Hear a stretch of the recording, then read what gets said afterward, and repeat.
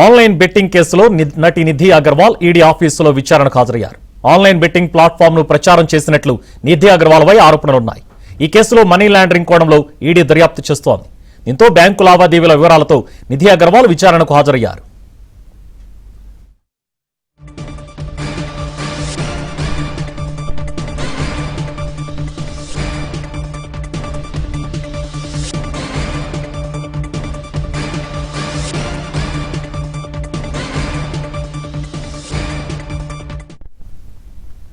Online betting కేసులో నటి Nidhi Agarwal ED ఆఫీసులో విచారణకు హాజరయ్యారు.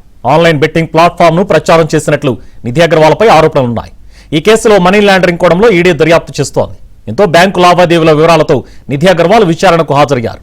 ఇదే అంశానికి సంబంధించి మరిన్ని డీటెయిల్స్ ఈడీ ఆఫీస్ వద్ద నుంచి మా క్రైమ్ కరెస్పాండెంట్ శశి అందిస్తారు. శశి, నిధి అగర్వాల్ కాసేపటి క్రితమే ఈడీ విచారణకు హాజరయ్యారు.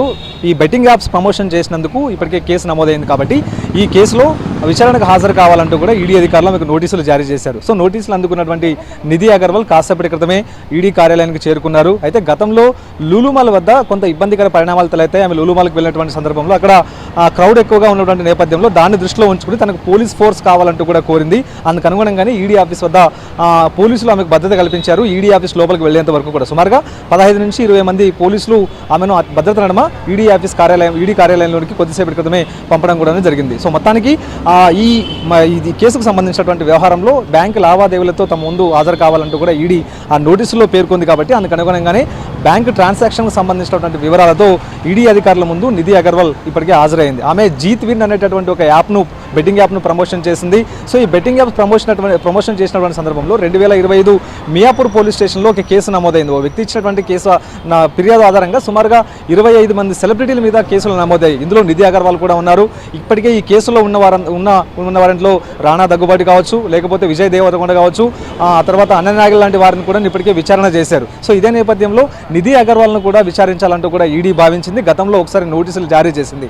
అప్పుడు షూటింగ్ షెడ్యూల్ ఉండడంతో తనకు మరోసారి డేట్ కేటాయించాలంటూ కూడా ఆమె చెప్పినటువంటి సందర్భంలో తాజాగా ఇవాళ విచారణకు రావాలంటూ కూడా చెప్పారు. ప్రధానంగా ఆమె గతంలో ఏ యాప్స్ ప్రమోషన్స్ చేసింది, ఆ ప్రమోషన్స్ చేసినందుకు ఎంత మొత్తంలో డబ్బులు తీసుకుంది అన్న అంశాల గురించి ఇవాళ ఆరా తీయబోతూ ఉన్నారు. ఒకవేళ ఈ బెట్టింగ్ ప్రమోషన్ చేసినందుకు తీసుకున్నటువంటి పారితోషానికి సంబంధించి ఇదంతా కూడా సక్రమమైనటువంటి మార్గంలోనే ఈ పారితోషికం చెల్లించారా, లేకపోతే విదేశాలకు సంబంధించినటువంటి యాప్స్ను కూడా ప్రమోషన్ చేశారు కాబట్టి ఆ విదేశాల నుంచి ఇక్కడికి ఏమైనా మనీ లాండరింగ్ ద్వారా ఈ నగదు లేకపోతే ఈ ట్రాన్సాక్షన్స్ ఏమైనా జరిగాయా అనేటటువంటి అంశాల గురించి కూడా ప్రజెంట్ ఇప్పుడు ఈడీ అధికారులు ఆరా తీయబోతూ ఉన్నారు. ప్రధానంగా ఈ ప్రమోషన్లకు సంబంధించినటువంటి అగ్రిమెంట్స్తో పాటు ఆ తర్వాత బ్యాంకు లావాదేవీలకు సంబంధించినటువంటి వివరాలు కూడా కావాలని అడిగారు.